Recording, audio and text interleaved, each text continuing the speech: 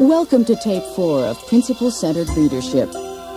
How does efficiency differ from effectiveness in our leadership efforts? Well, obviously, we need both to be optimally successful. However, we sometimes confuse the two. On this side, Stephen demonstrates the problems we create when people are seen as things to be managed and manipulated through an efficiency paradigm. In management, you focus on efficiency.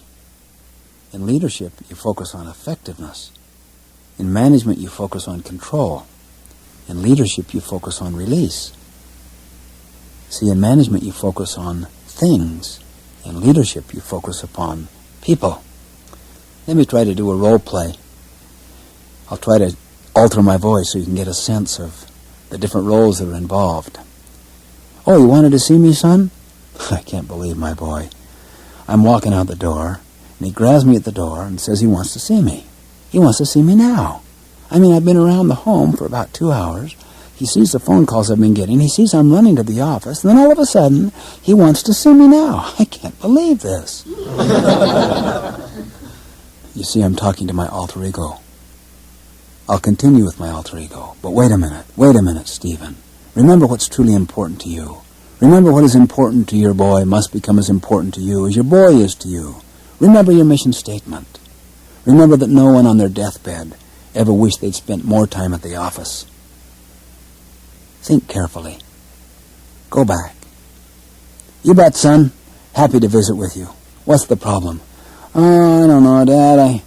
I just got so many problems, and I just want to talk about them. Well, what is it, son? Well, I don't know if I'm in the right major. I can't believe this kid.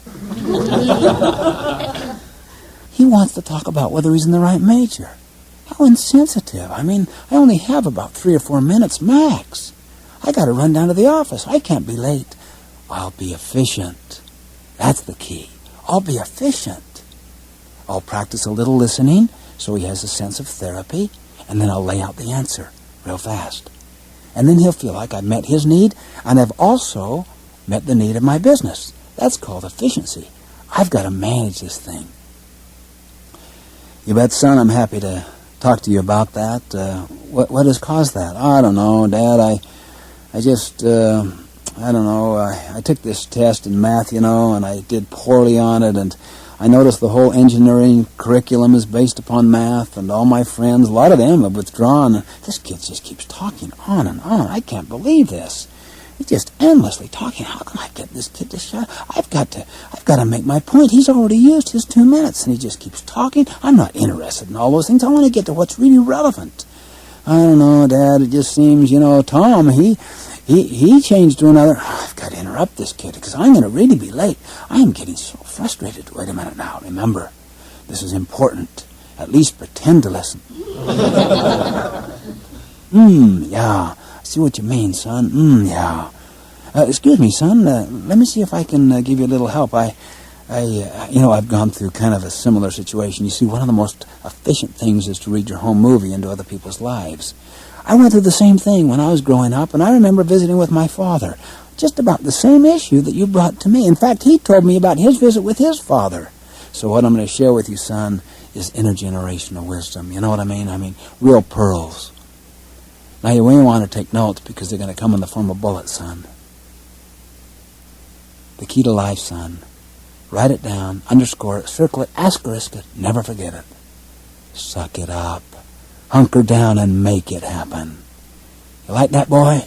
Oh, yeah, Dad, that's just beautiful. That's just wonderful. Ah, boy, did I do the job then. The whole thing lasted 4 minutes max. It was 1 minute over what I anticipated initially, but, he's worth it. You ever tried to be efficient with one of your children? You ever tried to be efficient with your spouse on a jugular issue? You ever tried to be efficient in doing team building between 2 warring departments on jugular issues? The son totally reeling from the whole situation. No understanding of what the full nature of the problem or the issues are at all. But quick, autobiographical reading home movies, rushing in. Let me tell you, my experience, I agree, I disagree. See, it's efficient. In fact, take today.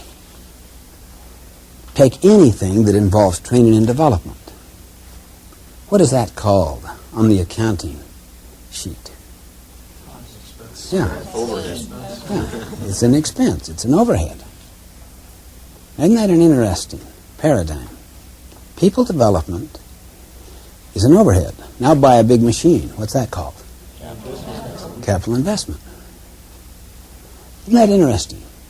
How the accounting paradigm, which says nothing about people, which only deals with things, money, physical things, see, costs, revenues, and it's considered an investment. But people are things. People are expenses. Is there any wonder why the short-term, hard data approach tends to push out long-term, so-called soft data? And if your only information system that is really respected is financial accounting, and I'm not against it, it's necessary, but it's an incomplete information system because it does not deal with people. It doesn't even claim to. It might record their activities, it might record their costs, but it says nothing about their hearts and minds, their power, their capacities at all. Well, how do we build our reward systems? On information. And if your information deals with things, what are the reward systems going to reward? Short-term, hard data. Someone said one time, I had to give him a 1, he deserved a 3. 1 means immediately promotable. He said, well, if he deserves a 3, why did you give him a 1? He gets the numbers. I said, well, isn't that good? He said, yeah, but it's the way he does it. I mean, he has so alienated so many people. We've lost so many people. And he's nothing but a source of problems and troubles everywhere he goes. But he knows how to get the numbers. And I said, well, I'll bet I can guess what you tried to do. I bet you have talked to him about it. And maybe when you're really upset, shoot him out a little. And I bet you tried to get him psyched. And I bet you got him assigned to some training program or something of this nature. But what happened? Nothing. Maybe for a day or two, a little shaping up. But he falls back to his preferred style. Right? He said, exactly. Well, what can you do? You see, he's worked at the personal level, the interpersonal level. He's trying to work at the managerial level, not the organizational level. You're dealing with an ecology. You're dealing with an interrelated reality that's very complex. I said, well, if we work at all 4 levels, and at the organizational level, develop an information system which gives data on those people he interfaces with, other departments, the people who report to him, the people to whom he reports, customers if he relates to them, internal customers, see, anyone, so that they share their feelings, their feedback, their perceptions. And that data is gathered systematically, carefully, scientifically, not anecdotally. Anecdotal means mother-in-law research, a little information here. Someone said this. No, it's not solid, it's not dependable, it's incomplete, it is not respected, but scientific gathering, perhaps in anonymous ways, data from all people. Let that be part of it. Then say that 1/3 of the evaluation or the promotion opportunity or the salary, whatever, comes from that kind of data having to do with people. We call these stakeholder information systems. And 2/3 from financial accounting. Now what do you think will happen? Well, it speaks his language, the language of his wallet. It attaches into him. Why? Because that's what's important to him. He's out there making money. If he wants to make money, he's got to do a number of other things. If he's not willing to do those other things and he gets this data and it hurts his wallet, he may select himself out of that culture, or he may do the interior work necessary to accommodate that new reality. But that will shape him up relatively fast because it works at all 4 levels. But you neglect the organizational level. You neglect the kind of information that is gathered because it only focuses upon things and not people. And your information system is the basis on which reward systems are established. then you have set into operation a dynamic right from the organizational end that will have a negative repercussion on the managerial, the trust level, and the personal level. Any comments, questions on this concept of it versus people paradigm? I was just thinking along the lines of your information system, that if you don't do some maintenance today on your assets, you can still get high production, but the asset is going into decline. And if you're not measuring the productivity capability in some way, the people, the machines, and so on, you have no way of knowing that your business is actually going down the drain, because the productivity, the getting the numbers, is still up there. Information system is just absolutely incomplete, and it's short-term. And you put hard data and short-term against soft data and long-term, this is going to run over every time. And it will cause organizations to develop a bottom-line mentality around the quarterly, say, financial statement or the quarterly dividend. And that mentality will tend to drive itself all the way through to where they neglect all of those key factors that cannot be measured, like research and development, like real top quality programs, like people development, like second mile service, which cannot be easily measured, and which do not immediately reflect themselves in the bottom line, in the eggs, see, and the goose gets sicker and sicker, and yet you look at the financial statement and everything looks better and better. It's very incomplete. That's why I'm suggesting, in all sincerity, that the foundation of the other three management styles is a thing paradigm. And that the principle-centered leadership is a people paradigm. It's based on the fact that people are programmers. I also suggest it's the best definition of leadership and management. You manage things. You lead people. Efficiency is the value with things. Effectiveness is the value with people. Control is the value with things. Empowerment, in other words, releasing their energy toward commonly accepted desired results and purposes, that is empowerment, see? It's release plus commitment equals empowerment. That is leadership. And if you confuse one with the other, it's analogous to playing tennis with the golf club. You can do it, but barely. And you can only do it as well as your competitors are doing it in dumber ways than you.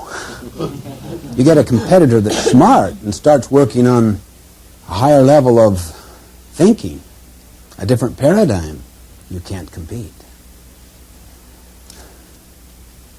So I really suggest, I want you to challenge me or question about that, because we're looking at the people versus it paradigm. Yeah. There's another comment on the systems, the information systems. I'd even argue or take exception with the financial systems, financial accounting systems being that hard and that objective. I mean, you look at a break-even analysis, and it's based on forecasted cost and forecasted sales. After that, it's pretty precise. I mean, still very subjective. Yet that's presented with the appearance of hard objectivity. As the saying goes, July belongs to the operators, but December belongs to the accountants. Yeah, anyone who's studied financial accounting and understands its basic assumptive base, its philosophical underpinnings, anyone knows that it's very subjective. And in the last analysis, all the data is subjective. You gather data from customers' opinions. It's their subjective opinions, see, that you're gathering from. The customer buys a product at this price because this price represents what the customer considers a value that's worth that price. That is subjective. But the whole concept of the research is that you gather enough subjective opinions so it's not anecdotal mother-in-law research, but thorough and complete, good sampling, see, so that you have a good scientific model there operating. You gather enough of subjective, now you've got something that can be depended upon, that is objective. And I totally agree. They both can have the same appearance of objectivity and precision, but in fact, at bottom, they are subjective. However, If you have enough of it, you can rely upon it, and you can consider it an objective. One of the problems, however, with stakeholder information systems is that very few organizations have done it carefully and systematically, and they haven't tied it into a problem-solving paradigm, which again, I suggest, it comes from a thing mentality. Here's the traditional problem-solving approach. Gather data, diagnose data, think through where you want to go, your objectives, evaluate alternatives that might reach those objectives, select one of them, set up a plan of action to implement it, study the results against the objectives, which takes you back to gathering data, diagnosing data. Now that paradigm is deeply built into organizations. Everyone is used to it. In fact, it's the paradigm of all problem solving in all professions. Where are we? Where do we want to go? How are we going to get there? Did we get there? How do we know we're going to arrive? Did we arrive? If we didn't, where are we? Where do we want to go? See, it's just the... But now, study the use of stakeholder information systems. Gather data. All right? Occasionally, they'll go into diagnosing a little. Some will go a little further into action planning around it. But it's not built into the culture. Consequently, what happens when you gather data?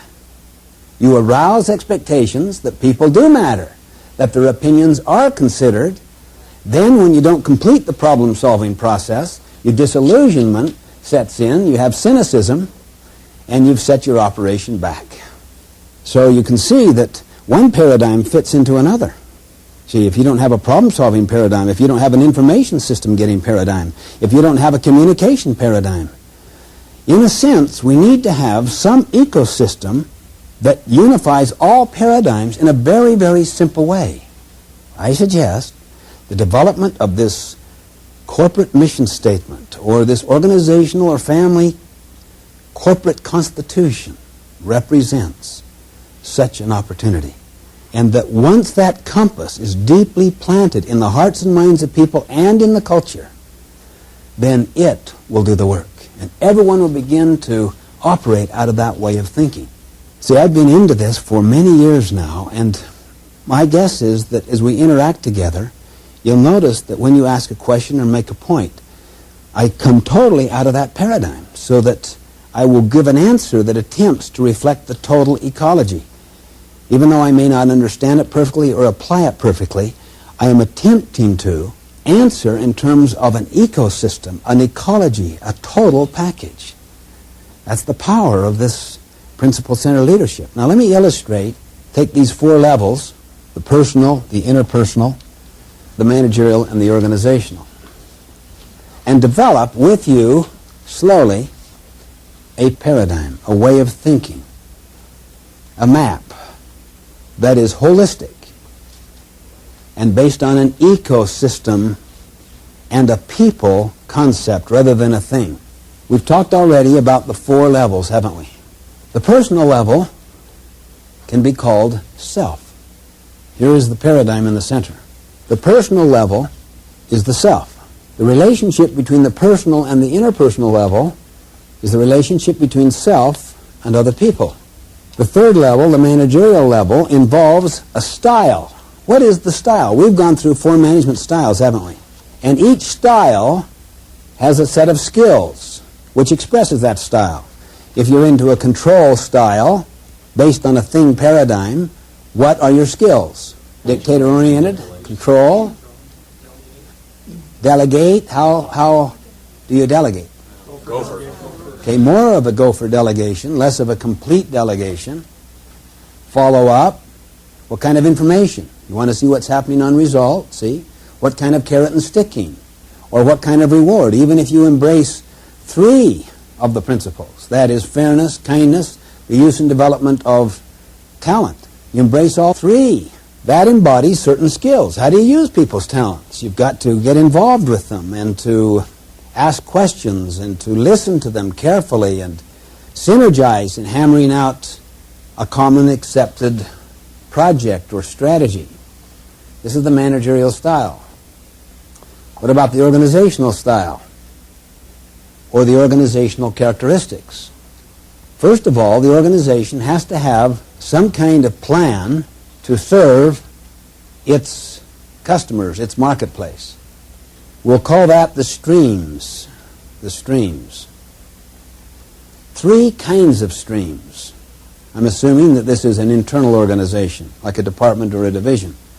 The first stream would be called the company itself, the organization itself, the realities inside the organization. That's the environment in which that work group, that department, or that division is operating. See what I mean? That's the environment. That's the first stream. The next stream is the market forces. And all of the forces in the industry that impinge upon that market. The third one are the forces in society. Social, cultural, political, international politics, and so forth. That is the environment in which this organization operates. Streams. Okay? You need to have a strategy that serves the stream. That's usually called the business plan. What is your distinctive competency? What are your strengths? What are your weaknesses and limitations? And you carefully think through what's our position, what kind of a market we're going to go after, what's going to be our unique posturing on the product itself or the services. What do we want to be known for? That's our strategy, see. And that itself comes out of a sense of vision and these principles we're talking about, which we could call the mission statement. So that the strategic path flows out of the vision, the mission, but also reflects the reality out there in the stream, in the environment. Now, how do you organize? That's called structure. For instance, what is the chain of command? What is the line of authority? Is it a hierarchical? Is it a flat organization? Is it a matrix organization? How do you organize yourself? That's structure. What are systems? Systems would be analogous to the blood supply inside the body. Be analogous to communication, reinforcement, nutrients, see, the reward system, the information system, the recruiting system, the selection system, the training and development system, the problem-solving systems. How do you set up budgets? How do you compare realities against those budgets? How do you solve the differences? What are the systems? What are the day-to-day processes and practices? That whole business we'll call systems. This completes Side A. Please fast forward this cassette to the end, then turn it over and continue with Side B.